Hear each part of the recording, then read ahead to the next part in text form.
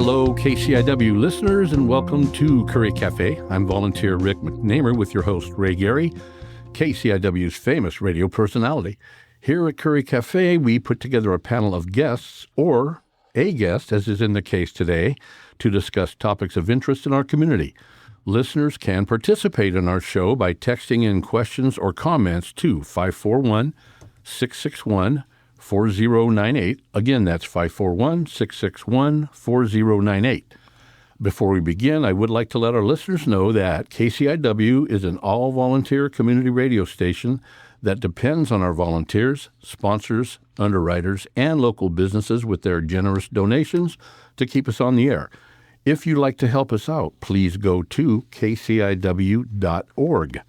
And speaking of support from our local businesses, KCIW and Curry Café, would like to thank our sponsor, Z-Clean Laundry, located at 1107 Chetco Avenue here in Brookings. Z-Clean will wash and fold your laundry within 2 to 3 days after drop-off and will rush the order if you need it sooner. They also handle large loads like comforters. They offer dry cleaning and can handle linen services also. KCIW appreciates and thanks Z-Clean for their generous support for community radio. Now here's Mr. Ray Gary to tell us about today's show. Yeah, before I get started, there's a couple of things I want to do. I want to give a shout out to Three Penny Productions last night. We went to see the Laramie Project, and it was excellent. They had some unbelievable performers. One who you'll think it was, what was her name on Saturday Night? McKinney? Kate McKinney, yes. She's not imitating her, but she's sure. Oh, okay. Sure. From SNL like fame, we're talking. Yeah, exactly. Yeah. Okay. So anyway, go get your tickets and go see that play. You'll find it very thoughtful, I guess. The other thing I'd like to say quickly, that on this show, there's three of us sitting at the table today, and we're going to be possibly expressing our own opinions. And they are our opinions, not necessarily the opinions of the management, sponsors, and all the other people involved at KCRW. Now, thanks for covering that, Mr. Ray. I will let our guest introduce herself and tell us what she's going to talk about for an hour. Oh, Lord have mercy. Hello, my name is Sky-Marie McDonald, and I am the founder and director of Wild Rivers Dance and the Wild Rivers Coast Foundation for Dance, 501c3 nonprofit here in Brookings, and also Wild Rivers Dance in Crescent City as well.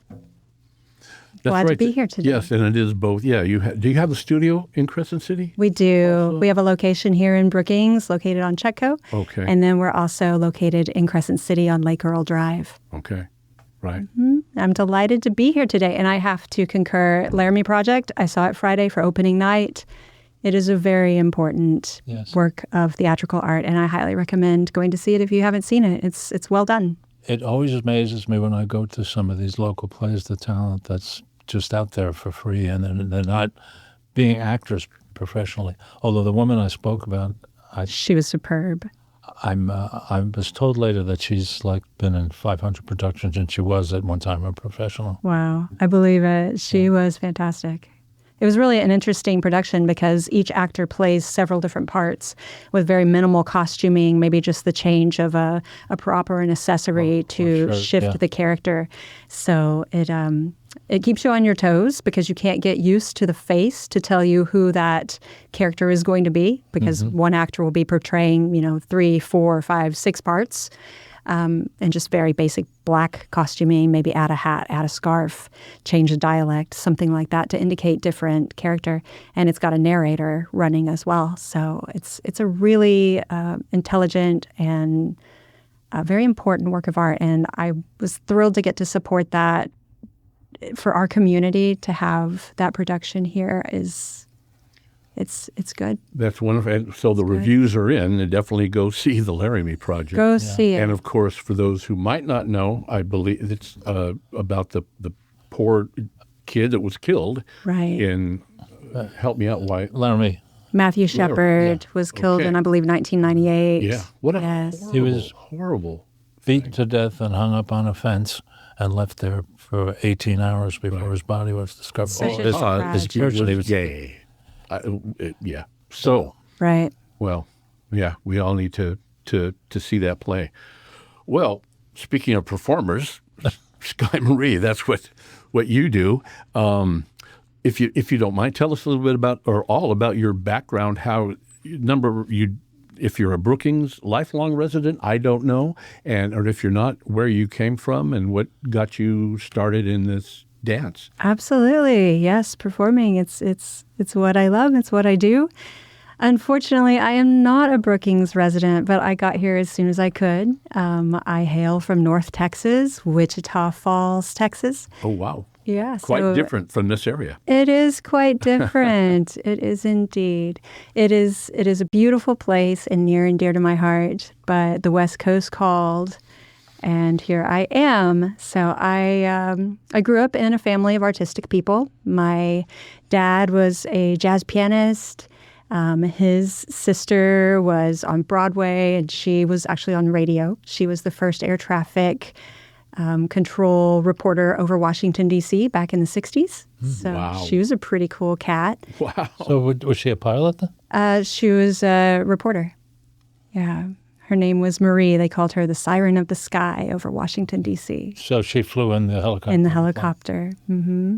Wow. And she was Courageous. dreadfully beautiful, too. So no. that helped. We could use a air traffic control person. Pretty yeah. cool, right? Yeah. The other day I stopped for a stop sign. They actually had to stop. There was a car coming the other way. It's quite annoying. You was could have That's had what one. happens in the summertime when people Right. Right. So I grew up in an artsy home with my mother was also a visual artist and a costumer. She worked on movie sets, designing costumes for different local-ish productions. And I remember her putting me in my very first little ballet class at age 2.5. I think she stretched my age to call it 3 to get me in at 2.5. And I just loved it. I loved it so much. And I grew up in dance and I grew up singing. I have to send a special shout out to my first vocal teacher, Miss Linda Fitzner, who is, I believe, in her mid-70s. And she still teaches theater in Bowie, Texas. So hello, Linda, if you get to hear this. I love you. Oh, that's cool. So I grew up singing and dancing and acting and just being creative. It was a huge value in my family. And I knew I wanted to be on stage. I started off, musical theater was really my passion, but I went to the University of Oklahoma, and there I fell in love with the Martha Graham dance technique, and I made the switch to be a full-fledged modern dance major and studied under Denise Vale, who was one of the main dancers in the Martha Graham Dance Company. When Martha was not able to dance her own roles anymore as she was aging, she put a lot of the works that she had choreographed for herself on Denise. And then Denise was my mentor. And she was a very, very tough person to dance under. But, you know, what doesn't kill you makes you stronger. And I love her for it.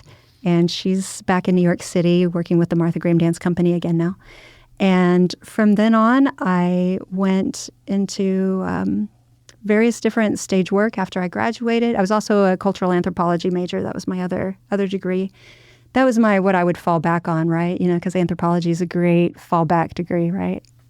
That's a joke. No, it's not. Well, it's certainly interesting. It is very interesting. Better than being an art major. Well, There's more work. my daughter's getting ready to go off to be an art major here in a month, so we'll see how that Oh, works out. Yeah, she's quite talented, and we're excited for her to pursue her dreams and her passions. But That's exciting. It is so I've exciting. directed for theater and directed for dance productions. I had my first dance studio in Southlake, Texas. It was Early Spring Arts there in Southlake, and had that for several years. But the West Coast called, and moved out this direction and founded Wild Rivers Dance in 2015 and haven't looked back since. You know, this has been my heart here, and I feel like the greatest content of my life's work has been here in Brookings, raising up this generation of dancers and these dance productions in this community. I founded the Wild Rivers Coast Nutcracker Ballet in 2015, and we have just been going strong with that every year. Every year it gets a little bigger, a little better. And to my knowledge, it is the largest and longest running continual stage show for both Curry and Del Norte County now. So that's kind of fun, isn't it? That's very fun. It is. We bring in a lot of professional dance artists to join us for that Wild Rivers Coast Nutcracker every year, in addition to around 80-ish local dancers and dancers of all ages. So we may have 3-year-olds on the stage all the way up to dancers in their 80s have shared the stage. That is so cool. And it is my passion. I love it. And it comes through. Thank you. And that's wonderful. Thank you. I have to just backtrack a little bit. It's something North Texas and Oklahoma aren't usually associated with art dancing. If you know what I'm saying, it's kind of unusual for me to think about, but it sounds like it was pretty prominent where you were growing up. Well, in a certain niche, it was. And when I was at the University of Oklahoma, it was actually ranked, believe it or not, number 3 in the nation for the dance program. With very, very strong dance program those years. What would you think of? I know, right? Yeah. But we had rodeo. Some fantastic... Top rodeo. My father and my brother and my sister were all rodeo people, so... I was stationed at Fort Hood in the Army for a while, and... that's in Killeen, Texas. Yeah. I don't know if you're familiar with Killeen or not. It's probably much different than it was then, but it wasn't much of a place. And all the locals would just talk. Whoa, you wait till the rodeo comes. You're going to like that. That's the big thing in Killeen. And I guess nationally it's a big thing. Mm-hmm. So the day showed up for the first thing, and I sat there with my wife, and I'm not sure we even stayed for the whole thing. To us, it was incredibly boring. So people get on a cow and they get thrown off, and blah, blah, blah. And then you watch the next guy do the same. And we were disappointed in the hot social event for the year in Killeen. Oh, that's too bad. I've been to my fair share of rodeos as well. Yeah, some can be pretty dull, but when there's excitement at a rodeo, it's generally grand excitement. Yes. Of course, on Long Island, where I grew up, it was drag racing and stock car racing. I guess maybe the rodeo people would have found drag racing to be kind of boring as well. To each their own, I guess, yes. Right? So a combination of rodeo and ballet and dance, I mean, that's pretty wide open. Right. Yeah. My family was... a diverse background. It was diverse, but that's great. Yes. My older siblings were really into rodeo. My sister's best friend experienced a great tragedy in a rodeo, and so my family kind of got away from that for a while. For my sister to see that happening to be in able that to heal. Venue, man. My sister's best friend. I could never understand how it doesn't happen every day. Yeah. People getting thrown and stomped and all kinds of stuff. Yeah. It's no joke. Rodeo life it's rough and ready for sure. It is. But, stage life can be a little rough and ready, too. Maybe not life and death like rodeo can be, but stage life definitely has its ups and downs and its drama to go along with it as well. So, well, that's a perfect segue then. One of the things I want to talk about, I felt so honored and lucky to be part of that, the Alice in Wonderland production that was down there in Crescent City. I had never been privy ever to seeing what happens backstage and up to the performance, and the hard work and the amount of people running. We talked about it, and I called it organized chaos, I thought. And man, it all came together beautifully. It really did. And you didn't have a lot of time for that one, did you? We did not. And I have to say thank you. You brought such an amazing element to that production, narrating for us. And it was fun as heck. It was so great having you there. Fun as heck. It was fun as heck. The butterflies were there for me, though. Definitely. Right. No, this was a large show, and one that has been on my bucket list for many years because I love the story of Alice in Wonderland and the character. My mom used to call me Alice when I was little because she thought that character just resonated with my personality so much. So sometimes she would call me Alice. But it's been on my bucket list, and I've been hesitant to do the show because it requires a great technical capacity to really portray the story and do it justice. Alice has to shrink, she has to grow. There's the Sea of Tears, there's the Cheshire Cat. There's so many elements that are challenging for a live stage production, especially where we live here on the rural coast because we don't have a lot of the stage and theatrical capacities that we would have in a larger community, and even the supplies to try to pull it off. It's not like we can just, go to arts and craft supply stores and find everything we need. It's kind of like doing art on the moon sometimes, but we did it, and we did it quickly. It was the culmination of a camp, so roughly about 2.5 weeks that we put together the choreography and the characterization. I will say my lead dancers, they were cast before, and they knew what their characters would be, and they had some time to work on their movement vocabulary, and, dance is just like a language. Every step, every gesture, the intention with which you perform it conveys meaning. So they had some time to work with that a little bit, but not like we normally would on a show. Like the Nutcracker, we usually start in August for a December show, and quite often we'll start in January for a June show, but we started in June for a June show. And I think they pulled it off. I think it came together quite beautifully. I'm quite pleased. Oh, God. I do too, because I think it was a rehearsal Thursday and Friday. And when I left Friday, and I wasn't privy to a lot of that, but I thought, man, is this even going to come together? Right. But it did. It's stage magic. And it was wonderful. So you had by the way, if you have questions or comments, you can text in 541-661-4098. If you could be, how do I put this? How much time would you have preferred to practice for that, or, rehearse for that? Because you said 2.5 weeks. We did it in 2.5 weeks. And that was the costumes, the stage prop. That Cheshire Cat was really cool. Wasn't that fun? I mean, whatever that black light stuff thing, whatever the heck that was, it was really fun. cool. Yeah, the Cheshire Cat puppet was made in 8 very large pieces, and it was about the size of a large horse or a baby elephant, somewhere in between there. And it took 8 people to operate it, who were all dressed in black. And with the lights down very low and just blue light, the parts of the cat really glowed under the lights and gave a very eerie, surreal type of feel to the Cheshire Cat, which is what I wanted. It was almost a little haunting. A little haunting. But that's what we wanted for thing. Cheshire Cat, to be just outside the ordinary. Right? Cheshire Cat needs to be a little unusual. Yep. And so I would have liked a little more time to work with the puppeteers, because, if you're operating a leg and someone else is operating a tail and someone else has a leg and someone has a torso and someone has a head, they all have to work together to convey one cat, right? Yep. And I feel like, although it worked out well, I would have loved to have spent, an entire 6 to 8 weeks just choreographing Cheshire Cat's movement very perfectly. But in the case that we did it this last time, it was up to the puppeteers to really watch each other, to work in unison based on feeling each other's movements and reacting in the right time. And that's really how we pulled this whole show off so quickly. So I have a little bit different take on how I teach dance. I teach technique and I teach characterization so that the dancers are then able to generate movement themselves. So as opposed to a dance school that, gives their students every single step, here's step 1, here's step 2, here's step 3, here's step 4, repeat, perfect, repeat, repeat.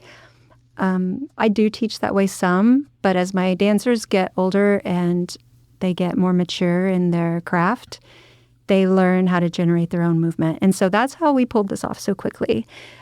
Alice and the Rabbit and the Mad Hatter and any of the lead actors, lead dancers in this production were responsible for coming up with a lot of their own movement based on original movement phrases that I gave them. So to break this down for people who maybe don't speak dance, I gave them, in general, basic choreography, like say in music, say there's a melody, right? I gave them the dance equivalent of a melody, and then I could tell them, the dance equivalent of, okay, change keys, or slow it down, or speed it up, or play it backwards, or play it inside out. So those are some kind of choreographic tricks of the trade that we can use to expand on an original movement sentence to create a movement paragraph, if you will. Okay. So it's more mature work. It can be scary for a young dancer because that requires them to think on their feet, to work in real time, to not fully feel prepared. But it's very engaging and very exciting to do that live on stage. And after you've done it, you feel like a rush. It's an amazing accomplishment to walk off stage having just pulled that off. Really, just talking about it, I was getting chills watching it there, and I'm getting chills thinking about it. And Thank you. I'm as far from a ballet person probably as anybody could be. But it was a beautiful thing. I'm trying to come up with the word that I can't think of right now, but how much, you give them carte blanche, I guess, carte blanche to come up with, I know it's choreographed, but they can come up with what's the word I'm looking for when you just improvise? Improvisation. Improvisation. Is there some of that? Was there some of that on stage? Absolutely. Because, man, it was all so well done. The whole scene between I danced the role of the Queen of Hearts and Alice, that was 100% improvised. We worked on it maybe 20 minutes one day in the studio and said, we got it? Yep, we've got it. Okay, moving on. Because that dancer and I, we know each other so well. We know each other's movement patterns. We can anticipate what the other one's about to do. Because we've spent so much time together, working together, we can almost just read each other's movement minds, if that makes sense. Well, so it didn't require a lot of advanced preparation in order to go on stage and pull off a duet. And there's so much tension built in that scene right there where, Alice is on trial. She's just won the croquet game, and the Queen of Hearts is just livid, and she's trying to decide what Alice's fate will be. And it was a tango, actually. So it was an improvised tango. And each night we performed, it was different. But, there were some places in the music where we knew there's a certain musical flourish here, or here the beat drops over here. So we knew we want, this to be a kick. This will be a turn. This will be, I'm going to grab you by the wrist and spin you out and spin you back in on this musical element here. Those kind of things were like a framework, a skeleton, if you will. But the dancer that danced Alice, her name is Jade Boudry, and she is just brilliant. She's young. And just the athleticism that Tell me about had. it. She is Really? determined and very athletic, yes. That's the thing that amazes me about that type of dancing. I can remember seeing Cats, and I saw it in London, and the dancers coming out and leaping across the stage, it didn't look like they touched the stage long enough to get enough lift to go on to the next. It's almost otherworldly. Isn't it? Yeah. So, wait a minute, that can't happen. Cats is what made me want to become a dancer. Really? Really? My parents took me to see the traveling production of Cats in Wichita Falls, Texas, at the Memorial Auditorium in the third grade. And I watched that on the edge of my seat, and I said, that's where I'm supposed to be. Wow. How inspiring. Inspiring. My wife and I we saw Cats too in a dusty old, they call it Cowtown, Sacramento, but we had a music circus that used to be downtown. I don't think it's there anymore. They go to the auditorium. But and saw that production. And we saw Jesus Christ Superstar there. It's a big tent. That's another good one. And it was kind of low key, but we had a great time. That's wonderful. Had a great time. I don't know whose idea it was to make a movie from Cats and change it so much. What I was told when we were going in, and people were, this movie is awful, and the people in the theater said that if you've seen them play, then you got the movie. But if you didn't, but there was still a lot of just stuff they changed. They left out the big scene on the boat where what's his name is fighting the Siamese and all. And that's a big production number in the play, and why they took it out of the movie, I don't know. I don't know what happened there. I had such high hopes. Me too. I thought, well, great. And it was so strange and so bizarre. I don't know what happened there. And I didn't see the movie. Who was in that just for kicks? I don't. Taylor Swift is in it, actually. Oh my! Was she really? I didn't know that. Yeah, she's in it. Okay. Which I am a Taylor fan. But I'm much partial to the Broadway show, for sure. Mm-hmm. I just, some things, the book is better than the movie doesn't quite live up to the book, which comes first. The Broadway show, I think, just blows the movie out of the water. Yeah, live performances, man. There's just nothing like it. There's just an energy that can't be matched.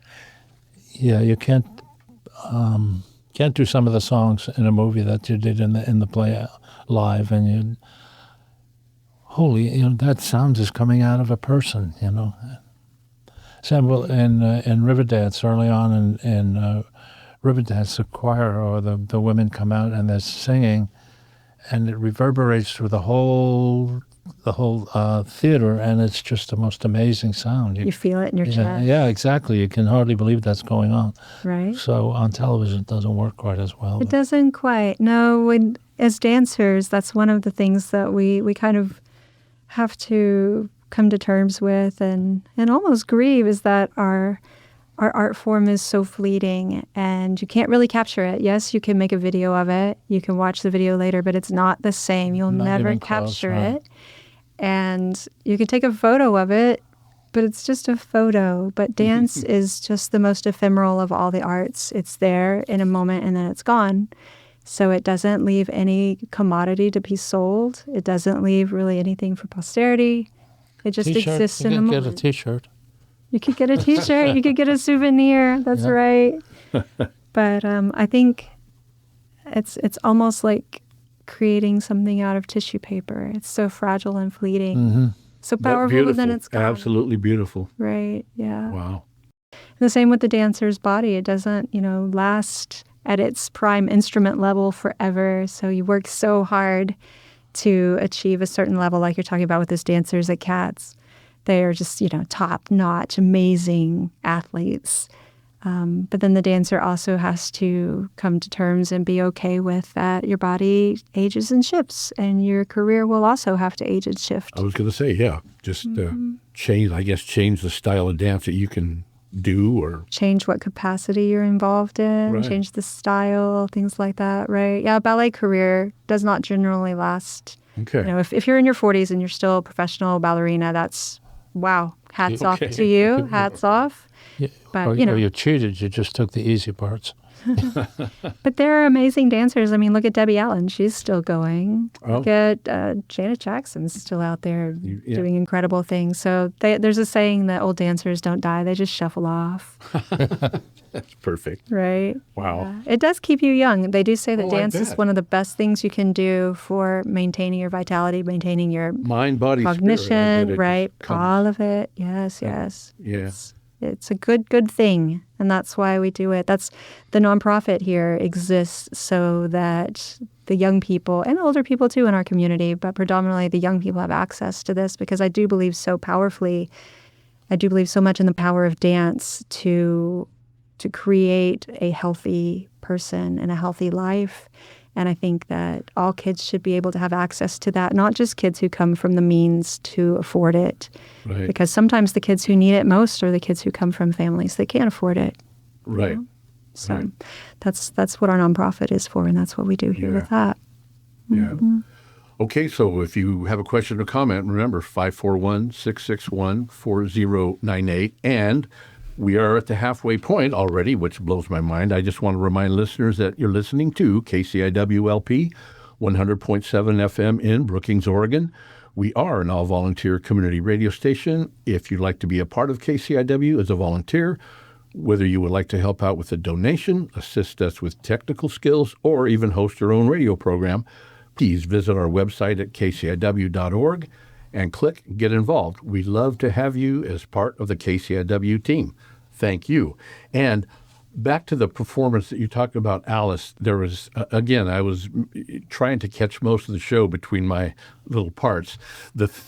I was certainly enamored with the three smallest girls, I believe, that did the tumbling / back flips and part of that production. And I remember the the rehearsal on Friday, the one little girl, I think she was the smallest, but she was doing these back flips, and she didn't land it perfectly, I guess, and she started crying. This is in the rehearsal. Right. And everybody kind of gathered around and got her through it. And on every performance, man, it just looked wonderful. That was little Iris, yes. Those were the little hedgehogs in the croquet game. It was just and fun. wasn't that fun? Man. Yes, that was a lot of fun.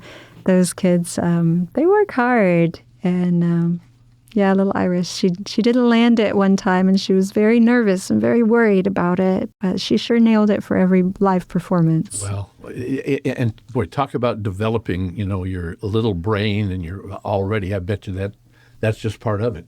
That's right. And that sweet little girl, she has worked a lot over the last few years to learn emotional regulation and just to learn how to recover when things don't go quite right. She's been through a lot, and she's grown a lot. And I was really thrilled to see her have such great success over that weekend of performances. I think she left Sunday after the show with a big smile on her face. That's So great. I was happy to see that. It was hurting me to just to watch her. I mean, we all cried as a little kid. And how old is she? She's a first grader, 6 years old. Good heavens. Mm-hmm. Wow. Very talented girl, too. She loves to be upside down.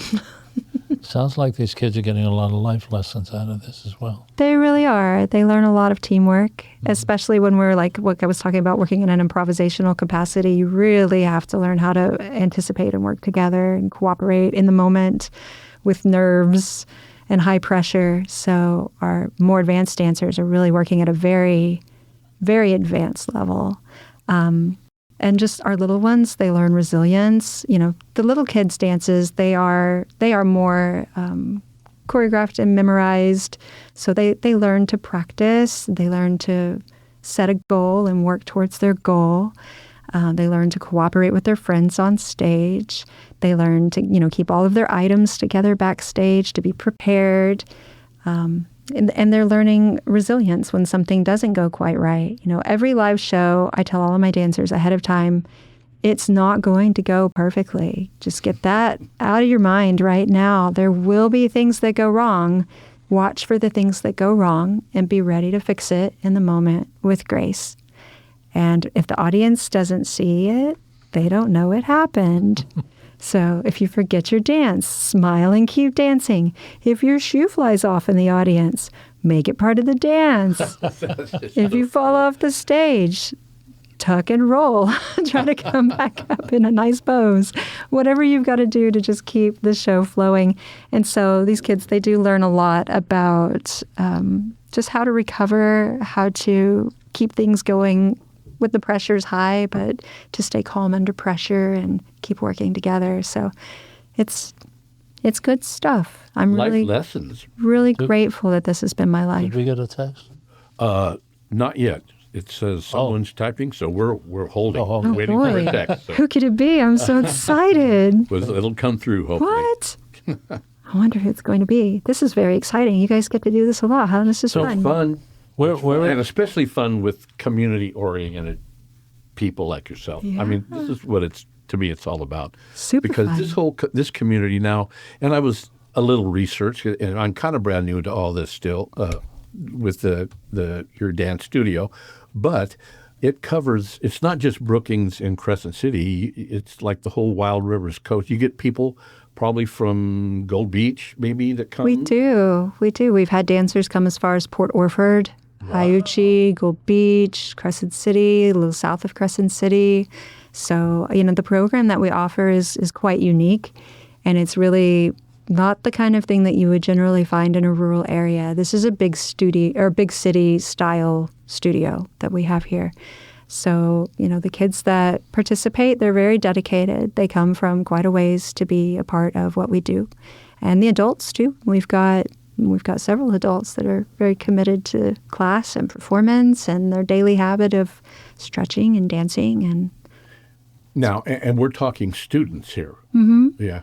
If of course, you don't have to name names, but I'm just curious, what is your oldest student that you have, roughly? I have a couple in their 70s. Okay. Now, I think my oldest student I've had since I've been here performed at age 86. Wow. All right. Yeah, she's no longer dancing with us. She had some health issues and had to take some time, and we hope we see her again. But Kind of a slacker, huh? She quit at age 6. Yeah. hardly. But dance is great at any age, and I really try to adapt what we're doing so that anyone who wants to be up there on that stage can be included. So that includes anyone with physical or developmental difference or disability. There's room for everyone up there. There really is. Dance, especially in what we do with like our narrative story ballets. And when I say ballet, I don't always mean classical ballet. You might see modern dance or tap or jazz or, a great number of styles. Yeah, you cover all kinds of dance, including, I guess, some for athletic movement, or what am I trying to say? Fitness. Yeah, we do. We do offer different fitness classes through the studio as well. So you're between live shows now, and you have students working on different types of moves and things like that. Yep, we have class about 50 weeks out of the year, and basically 5 to 6 days a week. And where are you located? Here in Brookings, we're at 1109 Chetco Avenue. We are down across from like Poncho's and Wolf's Dog Bakery. Oh, okay. And down there on the north end of town is where our Brookings studio is. Right. And then the Crescent City studio is on Lake Earl Drive. Now, we did the text, finally came through. Thank you, Texter. So let me read this here. Texter says, I've enjoyed several of your productions. I missed all the shiny things, though. Do you think you'll ever bring that one back? Or the one you wrote about a bunny rabbit? Were they filmed? Yes, they are filmed, and I do have them. All the shiny things. Oh, I love that show. That's one of my favorites. I wrote that one from scratch. So that is one that was written about, it's based on a true story about a little girl who befriended a murder of crows. And they became her dear friends. And I would love to do that. I don't know how you do it. So they fly by my house once in a while, and I call them. Feed them. You have to feed them. Well, now... But they don't slow down long enough to get fed. Okay, this is perfect because within the last 2 months, maybe 3, I go to Chrissy Field a lot because I live right there. So I take these unsalted shelled peanuts in the shell, and I toss them out while I'm walking, and I'm followed by, like you call it, it's funny, it's a murder of crows. It's a group of crows. But boy, oh boy, do they come around. Oh, yeah. And it's been, I just love doing it. And will they come down and follow you if you don't bring the peanuts? I always bring the peanuts. Well, you should test.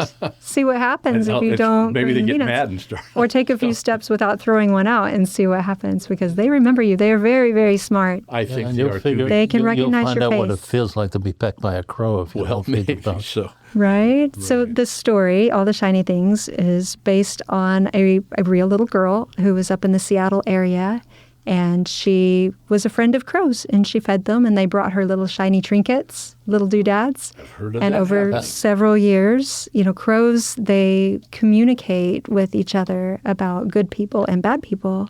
And so evidently these crows told all their other crow friends that this girl is cool, come visit her, and here's where she lives. And over the years, more and more and more crows would descend on her home, which her father was a heart surgeon, and this is in real life. She was a little girl who lived in a very affluent area.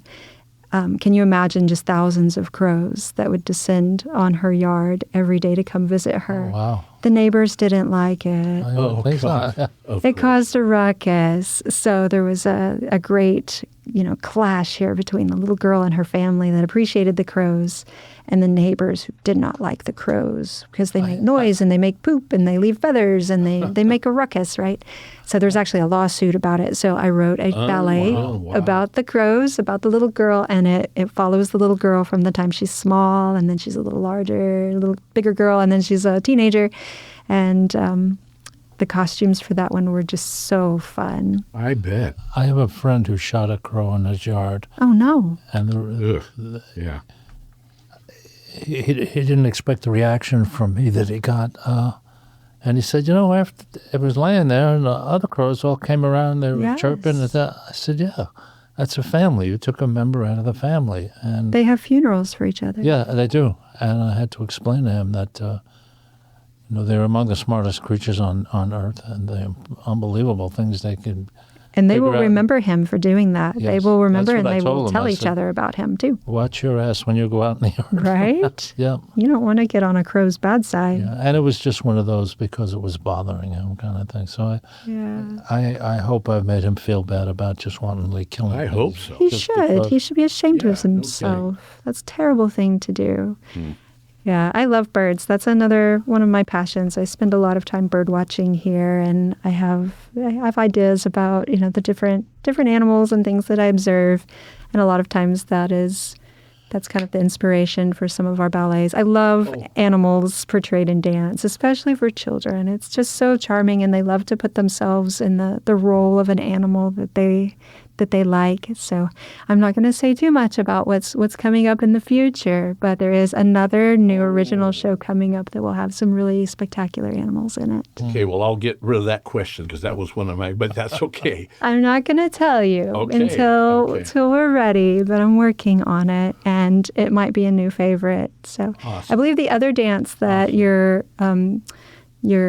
person that asked a question asked about bunnies. Yeah, and the bunny rabbit. that would have been the Velveteen Rabbit, and we have performed that one 2 different seasons, and that's a really sweet story as well, and has fun costumes. It has rabbits in it, and it has a really crazy requirement for the lead rabbit, who is the actual Velveteen Rabbit, has to wear a costume within a costume, so she's very, very hot.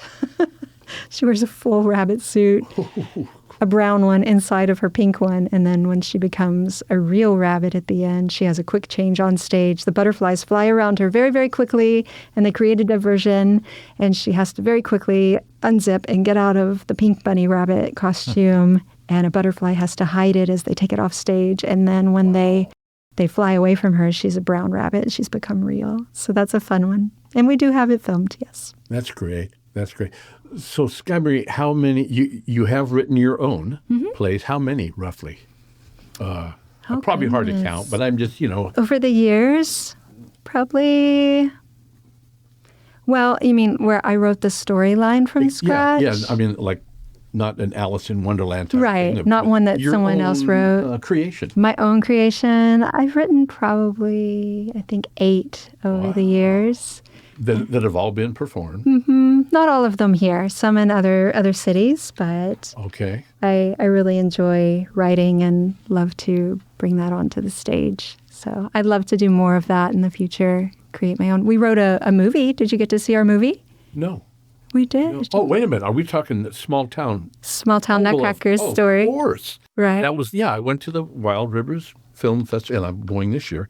That was amazing. Thank you. That was amazing. And I did want to talk about that a little more because I know that it was done during COVID. During COVID is right. So you had everything working against you Absolutely guys, everything I working think, against and it us. came across so beautifully. Thank I you. do have to say, it had to have been a little tough on the performance on the beach scenes, because wasn't that in like middle of winter? It was And very, very cold. It had to have. I think it was like February when we filmed that scene. Wow. It was blowing. I mean, so granted, hard. we're not the Arctic here in the Brookings area, but it's still pretty chilly on those beaches. That was filmed up around Pistol River Beach, the area wow. up there where Yeah. it's known for Windy. being very windy. Yeah. And we had gotten in the van and driven up there on 3 days before, and it was just too windy. The weather did not cooperate with us. So imagine all the girls, hair and makeup costume ready, driving up there. We get there, assess the situation. Nope, let's go home. And this was our last chance to get to film this dance. And I walked out there in the wind. I don't know how hard it was blowing. It felt like it was blowing 70, but I'm sure it wasn't. But it was I don't know. intense, It could have. and it was cold. Whew. And I walked back to the van, and I climbed back in, and I said, girls, it's terrible. It is so cold out there, and the sand is blowing, and it's frigid. And I do not blame you, not one bit. If you don't want to get out of the van and come dance with me, I will not hold it against you. You do not have to do it.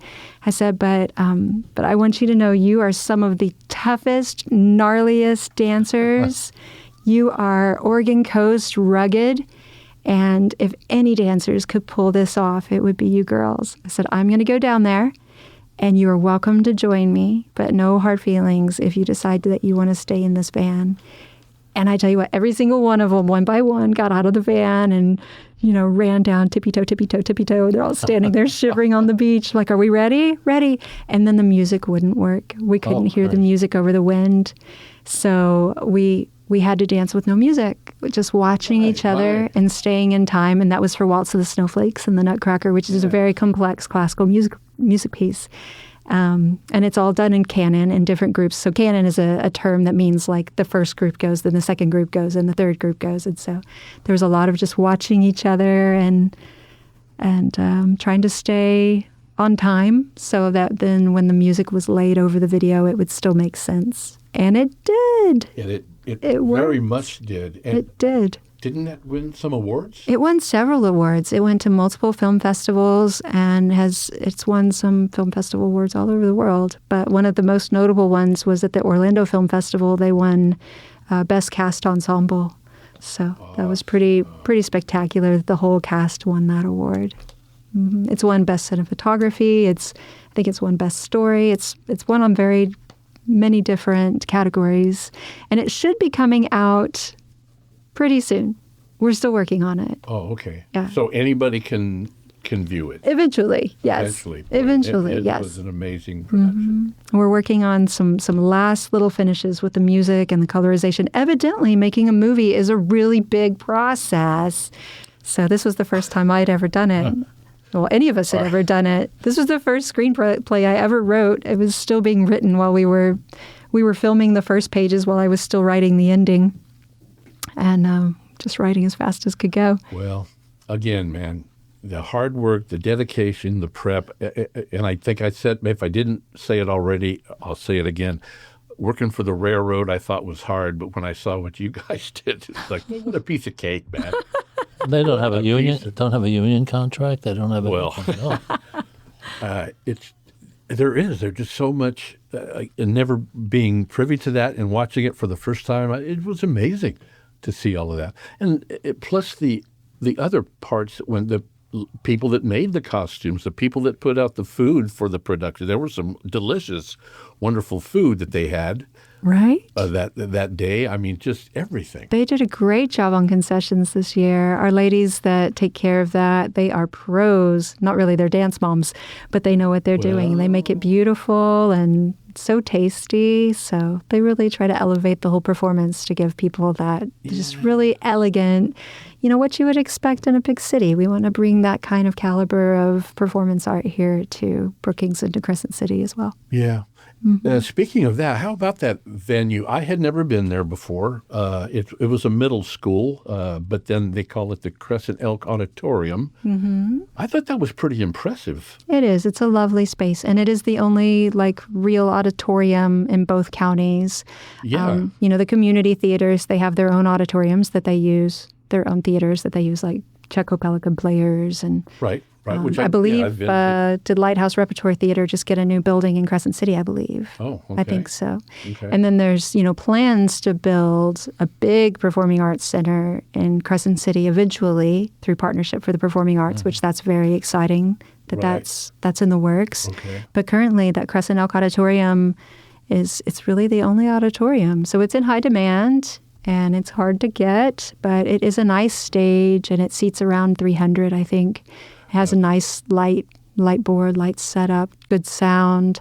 Yeah. And it makes for a nice experience. I was going to try to guess. I didn't realize there was 300 seats in there. I think it was bigger than I thought. Right. Wow. Yeah, it's nice. We enjoy performing there. But we've performed in all sorts of places. When you do rural arts, you never know what you're going to get, and you have to be able to just pick up and transport. And so our productions, we tour a lot through the schools. We'll go perform at different schools. We perform we go to the senior homes. We do flash mobs all over town.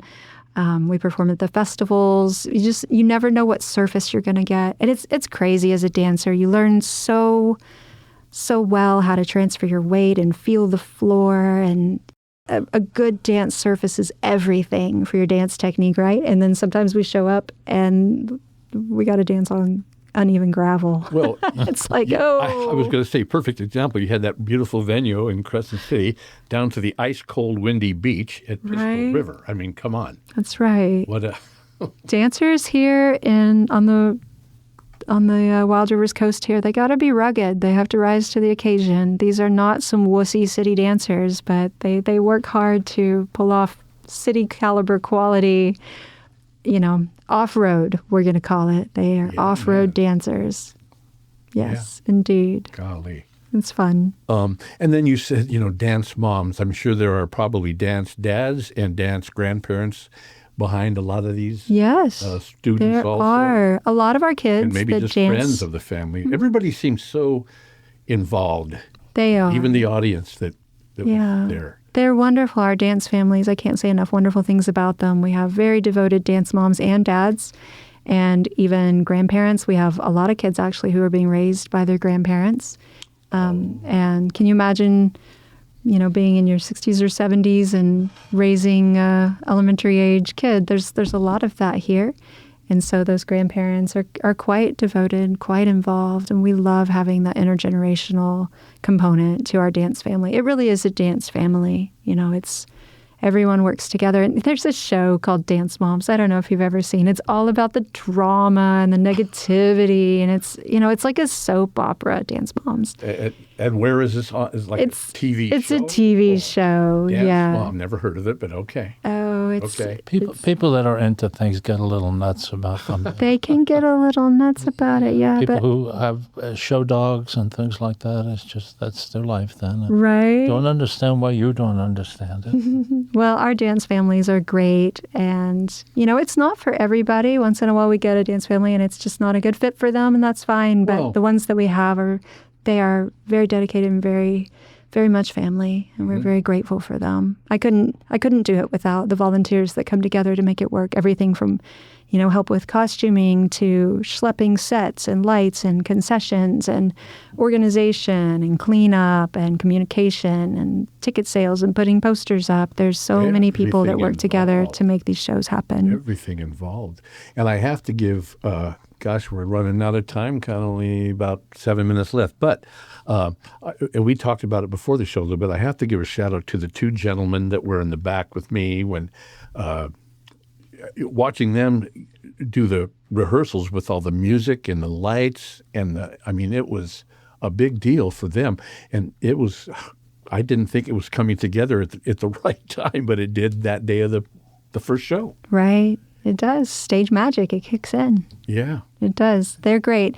Rob and Rivers are a great team together, and they run lights and sound together for quite a long time now. So they do work together a lot? every time we perform, they have. Wow. Yeah, that's our usual team, and they are great. So great shout out to those guys who put that aspect together. We could not do it without, especially Alice in Wonderland really relied heavily on those special effects to tell the story. So Yeah. it adds a lot to the production. Right. For sure. And again, I told you that I call him a kid, Rivers. He was a big help for me when to try to give me all the cues that I was having a little trouble with at first. He was just a big help. Rivers is a sweetheart and so talented, very, very talented individual. We're grateful to have Rivers. So he'll be going off to college in the fall, and hope he'll be back to work everything for us for Nutcracker. Oh, yeah. So, and when does that, well, you do that every year. The Nutcracker happens Nutcracker. every year. This will be our 12th annual Wild Rivers Coast Nutcracker. Now, will that be performed down there in Crescent City? Is Yes. that- oh, Yes. Same cool. place. Yes. Okay. Yep.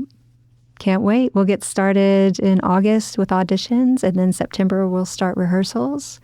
And it's Nutcracker is the best time of year for dancers. It is so special and fun. Yeah. So I will never forget. You know, I had never seen it even as a kid until, and of course I'm wearing my shirt with my granddaughters on there today. And my wife and I took our young granddaughters in for the first time that I had ever seen the Nutcracker in Sacramento for a performance. that's awesome. It's just beautiful. It's a really beautiful tradition, and the more you go, the more special it becomes to you. And Nutcracker is really a rite of passage for dancers, I think. You know, you can start start as a little angel and work your way up to be a rat, and then you might work your way up to be a Spanish girl or a bonbon, and before you know it, maybe you're dancing one of the leads as Clara or the Rat Queen or the Nutcracker, or one of the soloists in Act 2, Sugar Plum Fairy or Snow Queen. So if you grow up in a dance studio that does the Nutcracker, you grow up through the ranks of the roles of the Nutcracker, and it's really special. It is. So so this production that will be happening this year, everybody has to go through the audition process. The audition process is really more of a placement. That helps me decide where everybody will fit best for that year's production. Okay. That helps the kids, helps them take it seriously. Yeah. So the audition isn't a scary make or break it. Okay. If you show up and you want to be in the show, I will find a place for you in the show. How cool Absolutely. Is that? It's not cutthroat based on, only the best dancers get in. It's not like that. We have a place in the show for a very beginning dancer and for a very experienced dancer, both alike. So if anyone's interested, I highly recommend they come. We try to make it a fun and welcoming experience. It's not scary. Everyone has a good time, even in the audition process. And then it just gives me the opportunity to see who's interested and where they might fit best together, who dances well together. If I want to look at, a duet here or, a small group of dancers, I'd like to see them move together. And that allows me to get those creative juices going when it comes time to cast and put the show together. So I highly recommend, if you're at all interested in joining dance or being in the Nutcracker, come to that audition, come see what it's about. And yes, you'll get in and it'll be fun and you'll love it. And I will also remind everyone that it's not just kids, it's all the way through adults. So there's a place in our cast for dancers of all ages, all ability levels. And we'd love to have anyone who's interested come join us. I think if I were to show up, you'd probably have the first person that you did not cast in anything. Unless I bet she would fit you in. I've already got ideas for you if you're interested. I know exactly where I can put you. This means you're going to show Ray's up, right? on the spot now, man. Ray will be joining the Nutcracker, everyone. He just said so right there. I'm leaving town tomorrow. Oh, yeah. No. There's too much pressure looking. I go to an open mic every Thursday night, and the thing is, it's more of a social thing. And if you've never been, you should go. It's on Thursday night. It's a fun time. How fun is that? Where's that at? At Checo Brewery. Okay. And they have a big room in the back that used to be an auto body shop, and it's a fun time, isn't it? People of all abilities play there. I love that. Yeah. Everybody is at least good, and some people are unbelievably good. Wonderful. But anyway, I'm always asked why I don't dance. So recently I started going to chair yoga, and anybody sees me there knows why I don't dance, because sometimes there's you have to have two moves that you put together, and I screw it up constantly. Left, right. I will join you there. I'm not made for that. I will join you there. Yeah. Well, even not just dancing, we also have character actors in the Nutcracker. So pantomime is a big part of the show as well. So you don't even have to speak. There's no speaking in the whole show. Oh, no me speaking. Being quiet? You get to be quiet and just move. Movement itself is language enough. Perfect. Well, listen, we are down to a minute. And first, Skye-Marie, I want to thank you. This has been great because it's just a wonderful community effort that you do. Thank you. And it's a pleasure to be here. Absolutely fantastic. So how about people that want to support Wild Rivers Dance? Well, about 90% of our kids dance on scholarship, so people probably don't know that. If anyone is willing to help support a scholarship for a dancer, just reach out to me. You can find me on Facebook, Sky-Marie McDonald, or Wild Rivers Dance, Wild Rivers Coast Foundation for Dance. Or just stop in the studio there at 1109 Chetco if you want to help sponsor or support a dancer, or if you're interested in enrolling or finding out more, you can find us on Facebook or online at wildriversdance.com. Beautiful. Well, thank you, Skye-Marie. Ray, you got an outgoing comment here? No, I was just saying perfect timing. Okay, perfect timing. So y'all been listening to KCIWLP 100.7 Brookings, Oregon.